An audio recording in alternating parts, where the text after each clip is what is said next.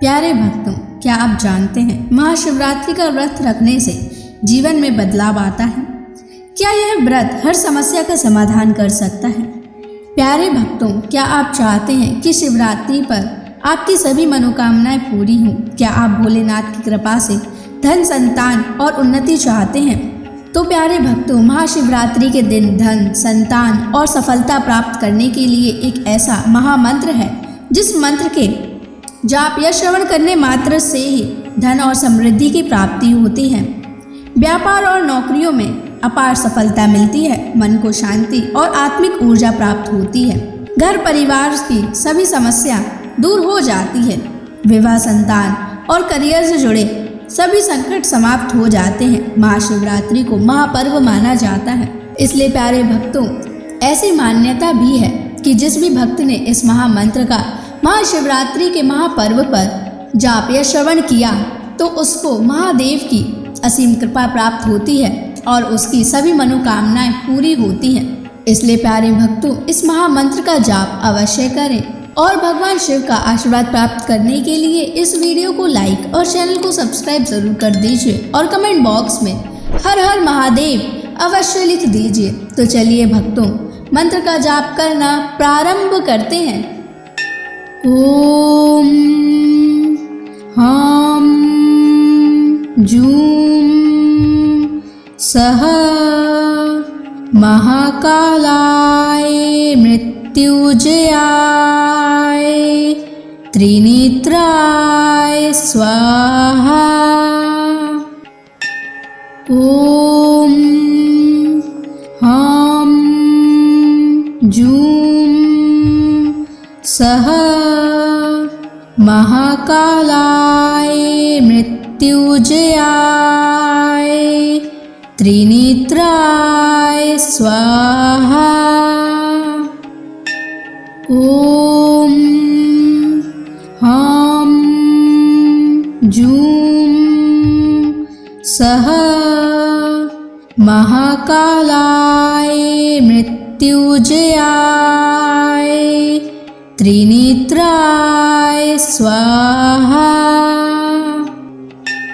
ओम हां जूं सः महाकालाय मृत्युंजयाय त्रिनेत्राय स्वाहा। ओम हां जूं सः महाकालाय मृत्युंजयाय त्रिनेत्राय स्वाहा। ओम हां जूं सः महाकालाय मृत्युंजयाय त्रिनेत्राय स्वाहा। ओम हां जूं सः महाकालाय मृत्युंजयाय त्रिनेत्राय स्वाहा। ओम हां जूं सः महाकालाय मृत्युंजयाय त्रिनेत्राय स्वाहा। ओम हां जूं सः महाकालाय मृत्युंजयाय त्रिनेत्राय स्वाहा। ओम हां जूं सः महाकालाय मृत्युंजयाय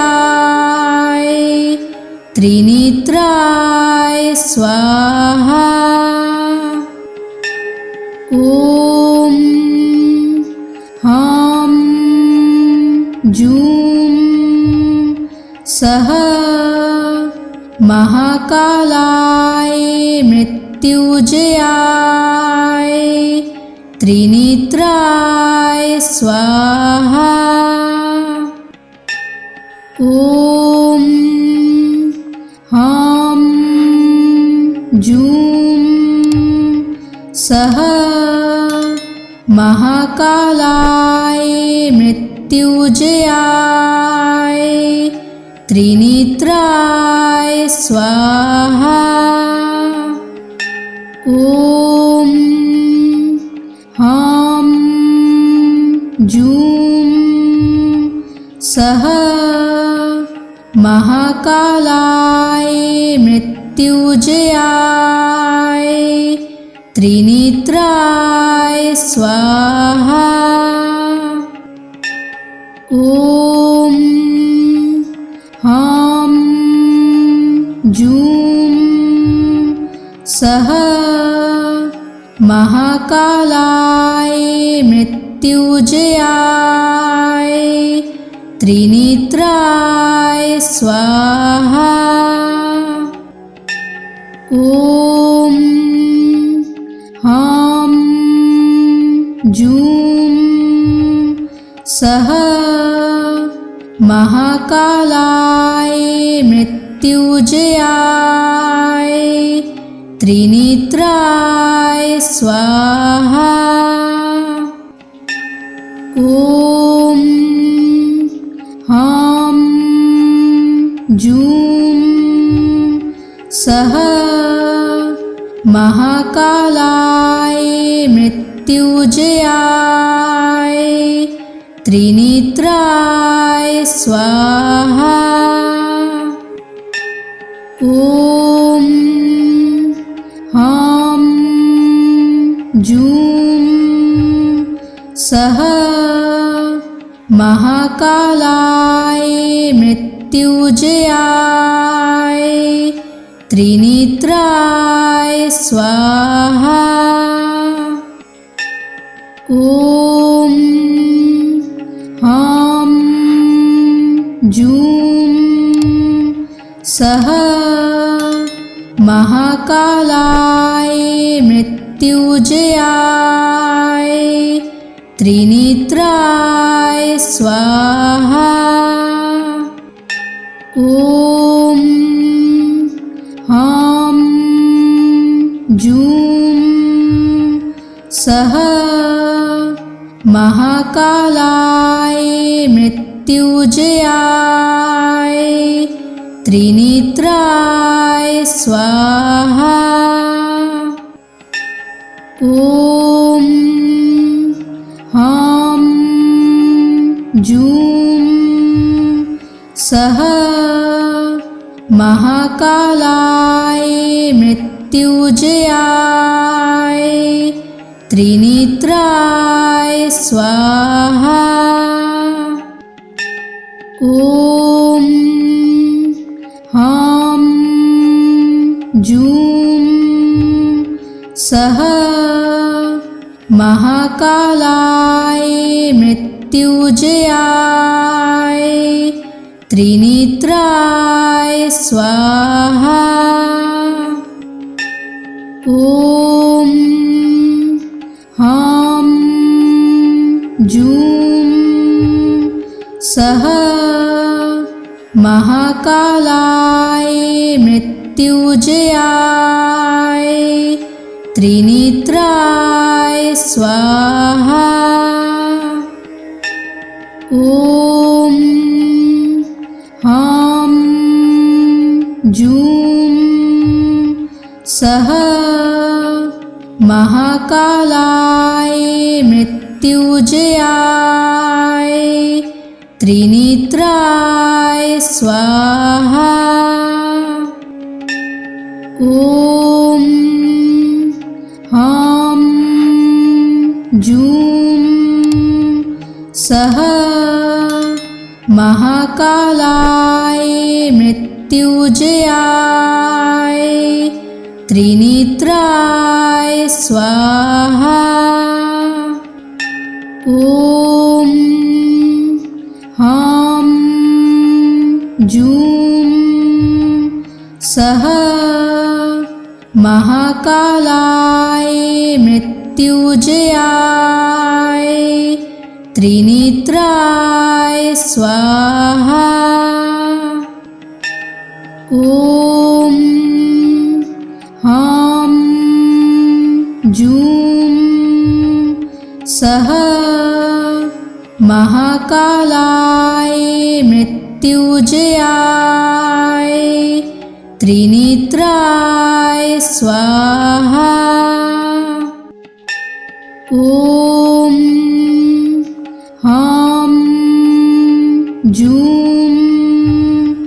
सः महाकालाय मृत्युंजयाय त्रिनेत्राय स्वाहा। ॐ ह्रां जूं सः महाकालाय मृत्युंजयाय त्रिनेत्राय स्वाहा। ॐ ह्रां जूं सः महाकालाय मृत्युंजयाय त्रिनेत्राय स्वाहा। ॐ ह्रां जूं सः महाकालाय मृत्युंजयाय त्रिनेत्राय स्वाहा। ॐ ह्रां जूं सः महाकालाय मृत्युंजयाय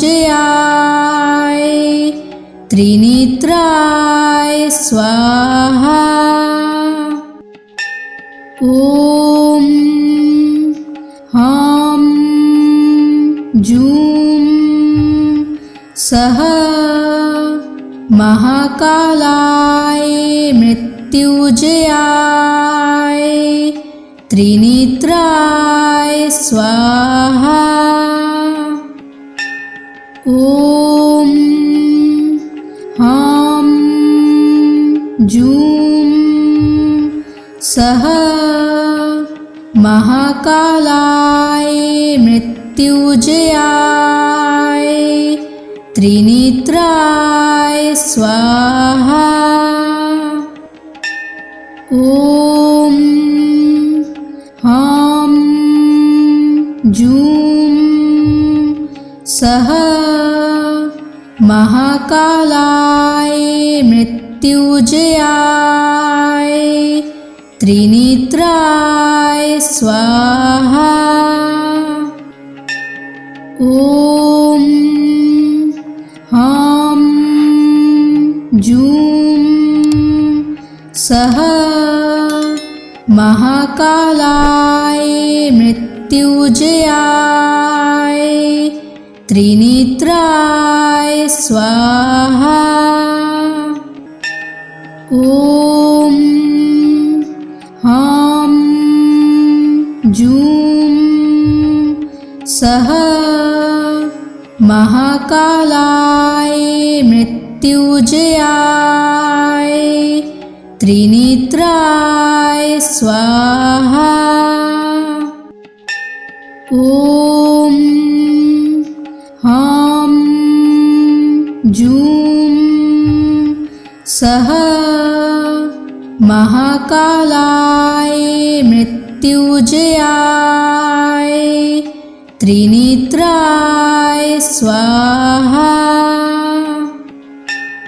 ॐ ह्रां जूं सः महाकालाय मृत्युंजयाय मृत्युजयाय त्रिनेत्राय स्वाहा। ॐ ह्रां जूं सः महाकालाय मृत्युजयाय त्रिनेत्राय स्वाहा। ॐ ह्रां जूं सः महाकालाय मृत्युजयाय त्रिनेत्राय स्वाहा। ॐ ह्रां जूं सः महाकालाय मृत्युजयाय त्रिनेत्राय स्वाहा। ॐ ह्रां जूं सः महाकालाय मृत्युजयाय त्रिनेत्राय स्वाहा। ॐ ह्रां जूं सः महाकालाय मृत्युजयाय त्रिनेत्राय स्वाहा। ॐ ह्रां जूं सः महाकालाय मृत्युजयाय त्रिनेत्राय स्वाहा।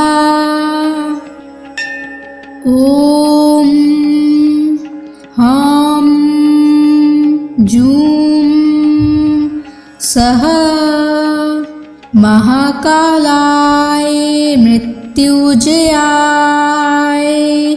त्रिनेत्राय स्वाहा। ॐ ह्रां जूं सः महाकालाय मृत्युजयाय त्रिनेत्राय स्वाहा। ॐ ह्रां जूं सः महाकालाय मृत्युजयाय त्रिनेत्राय स्वाहा। ॐ ह्रां जूं सः महाकालाय मृत्युजयाय त्रिनेत्राय स्वाहा। ॐ ह्रां जूं सः महाकालाय मृत्युजयाय त्रिनेत्राय स्वाहा। ॐ ह्रां जूं सः महाकालाय मृत्युजयाय त्रिनेत्राय स्वाहा। ॐ ह्रां जूं सः महाकालाय मृत्युजयाय त्रिनेत्राय स्वाहा। ॐ ह्रां जूं सः महाकालाय मृत्युंजयाय त्रिनेत्राय स्वाहा। ॐ ह्रां जूं सः महाकालाय मृत्युंजयाय त्रिनेत्राय स्वाहा। ॐ ह्रां जूं सः महाकालाय मृत्युंजयाय त्रिनेत्राय स्वाहा। ॐ ह्रां जूं सः महाकालाय मृत्युंजयाय त्रिनेत्राय स्वाहा। ॐ ह्रां जूं सः महाकालाय मृत्युंजयाय त्रिनेत्राय स्वाहा। ॐ ह्रां जूं सः महाकालाय मृत्युंजयाय त्रिनेत्राय स्वाहा। ॐ ह्रां जूं सः महाकालाय मृत्युंजयाय त्रिनेत्राय स्वाहा। ॐ ह्रां जूं सः महाकालाय मृत्युंजयाय त्रिनेत्राय स्वाहा। ॐ ह्रां जूं सः महाकालाय मृत्युंजयाय त्रिनेत्राय स्वाहा। ॐ ह्रां जूं सः महाकालाय मृत्युंजयाय त्रिनेत्राय स्वाहा। ॐ ह्रां जूं सः महाकालाय मृत्युंजयाय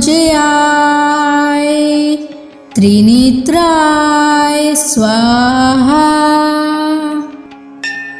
ॐ ह्रां जूं सः महाकालाय मृत्युंजयाय त्रिनेत्राय स्वाहा। ॐ ह्रां जूं सः महाकालाय मृत्युंजयाय त्रिनेत्राय स्वाहा। ॐ ह्रां जूं सः महाकालाय मृत्युंजयाय त्रिनेत्राय स्वाहा। ॐ ह्रां जूं सः महाकालाय मृत्युजयाय त्रिनेत्राय स्वाहा। ॐ ह्रां जूं सः महाकालाय मृत्युजयाय त्रिनेत्राय स्वाहा। ॐ ह्रां जूं सः महाकालाय मृत्युजयाय त्रिनेत्राय स्वाहा। ॐ ह्रां जूं सः महाकालाय मृत्युजयाय त्रिनेत्राय स्वाहा। ॐ ह्रां जूं सः महाकालाय मृत्युजयाय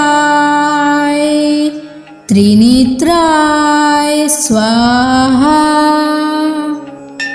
ॐ ह्रां जूं सः महाकालाय मृत्युजयाय त्रिनेत्राय स्वाहा। ॐ ह्रां जूं सः महाकालाय मृत्युजयाय त्रिनेत्राय स्वाहा। ॐ ह्रां जूं सः महाकालाय मृत्युजयाय त्रिनेत्राय स्वाहा। ॐ ह्रां जूं सः महाकालाय मृत्युजयाय त्रिनेत्राय स्वाहा। ॐ ह्रां जूं सः महाकालाय मृत्युजयाय त्रिनेत्राय स्वाहा। ॐ ह्रां जूं सः महाकालाय मृत्युजयाय त्रिनेत्राय स्वाहा। ॐ ह्रां जूं सः महाकालाय मृत्युजयाय त्रिनेत्राय स्वाहा। ॐ ह्रां जूं सः महाकालाय मृत्युजयाय त्रिनेत्राय स्वाहा। ॐ ह्रां जूं सः महाकालाय मृत्युजयाय त्रिनेत्राय स्वाहा। ॐ ह्रां जूं सः महाकालाय मृत्युंजयाय त्रिनेत्राय स्वाहा। ॐ ह्रां जूं सः महाकालाय मृत्युंजयाय त्रिनेत्राय स्वाहा। ॐ ह्रां जूं सः महाकालाय मृत्युंजयाय त्रिनेत्राय स्वाहा। ॐ ह्रां जूं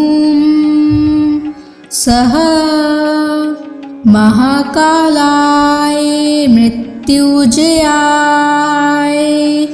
त्रिनेत्राय स्वाहा। ॐ ह्रां जूं सः महाकालाय मृत्युंजयाय त्रिनेत्राय स्वाहा। ॐ ह्रां जूं सः महाकालाय मृत्युंजयाय त्रिनेत्राय स्वाहा। ॐ ह्रां जूं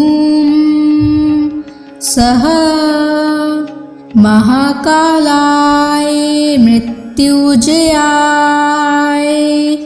त्रिनेत्राय स्वाहा। ॐ ह्रां जूं सः महाकालाय मृत्युंजयाय त्रिनेत्राय स्वाहा। ॐ ह्रां जूं सः महाकालाय मृत्युंजयाय त्रिनेत्राय स्वाहा। ॐ ह्रां जूं सः महाकालाय मृत्युंजयाय त्रिनेत्राय स्वाहा। ॐ ह्रां जूं सः महाकालाय मृत्युंजयाय त्रिनेत्राय स्वाहा। ॐ ह्रां जूं सः महाकालाय मृत्युंजयाय त्रिनेत्राय स्वाहा। ॐ ह्रां जूं सः महाकालाय मृत्युंजयाय त्रिनेत्राय स्वाहा।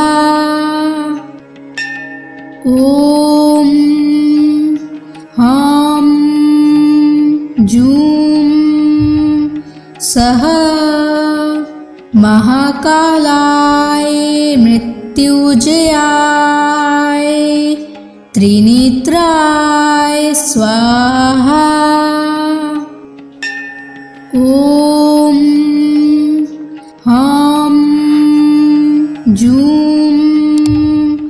सः महाकालाय मृत्युंजयाय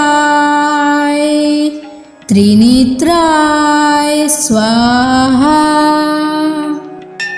ॐ ह्रां जूं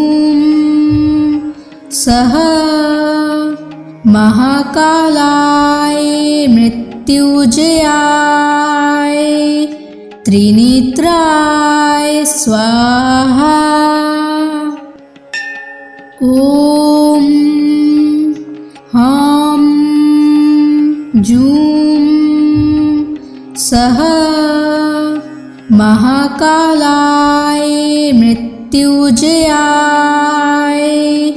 त्रिनेत्राय स्वाहा।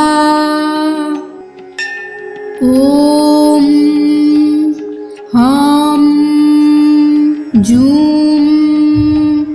सः महाकालाय मृत्युंजयाय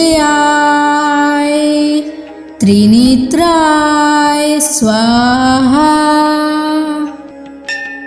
ॐ ह्रां जूं सः महाकालाय मृत्युंजयाय त्रिनेत्राय स्वाहा।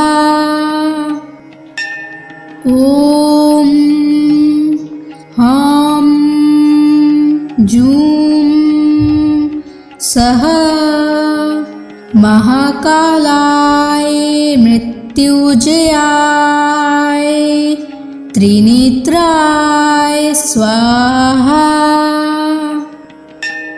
ॐ ह्रां जूं सः महाकालाय मृत्युंजयाय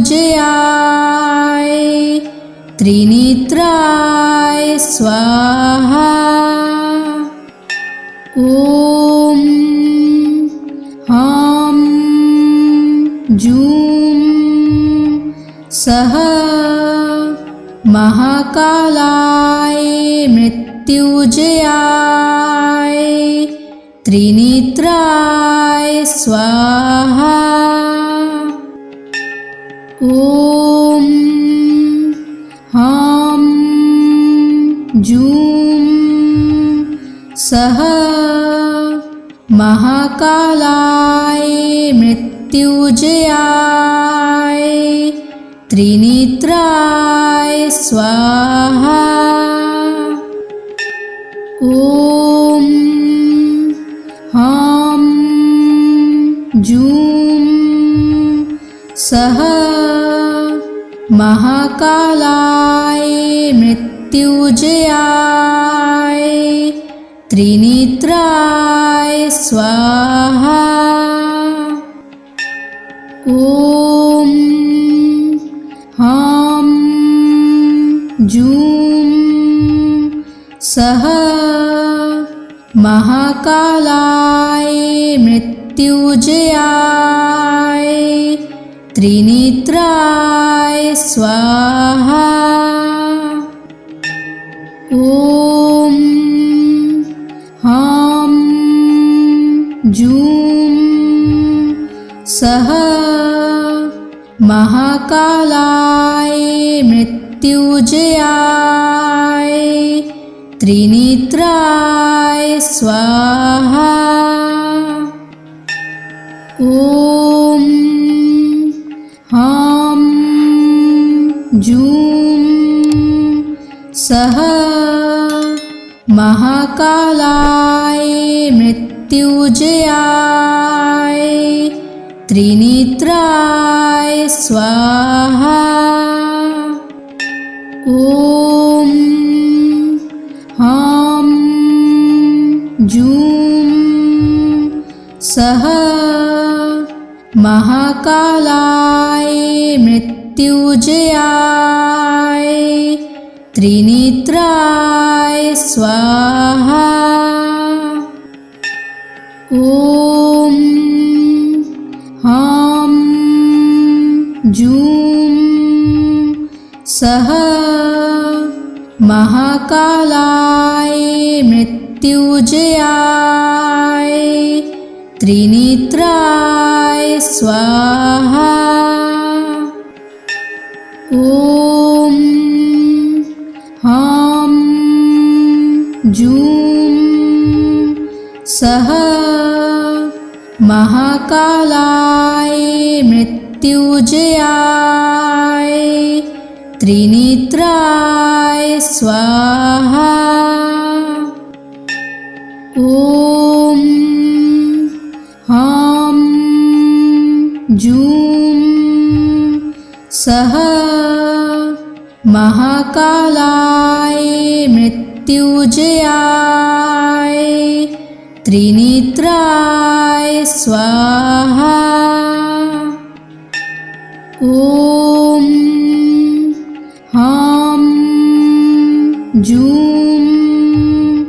सः महाकालाय मृत्युंजयाय त्रिनेत्राय स्वाहा। ॐ ह्रां जूं सः महाकालाय मृत्युंजयाय त्रिनेत्राय स्वाहा। ॐ ह्रां जूं सः महाकालाय मृत्युंजयाय त्रिनेत्राय स्वाहा। ॐ ह्रां जूं सः महाकालाय मृत्युंजयाय त्रिनेत्राय स्वाहा। ॐ ह्रां जूं सः महाकालाय मृत्युंजयाय त्रिनेत्राय स्वाहा। ॐ ह्रां जूं सः महाकालाय मृत्युंजयाय त्रिनेत्राय स्वाहा। ॐ ह्रां जूं सः महाकालाय मृत्युंजयाय त्रिनेत्राय स्वाहा। ॐ ह्रां जूं सः महाकालाय मृत्युंजयाय त्रिनेत्राय स्वाहा।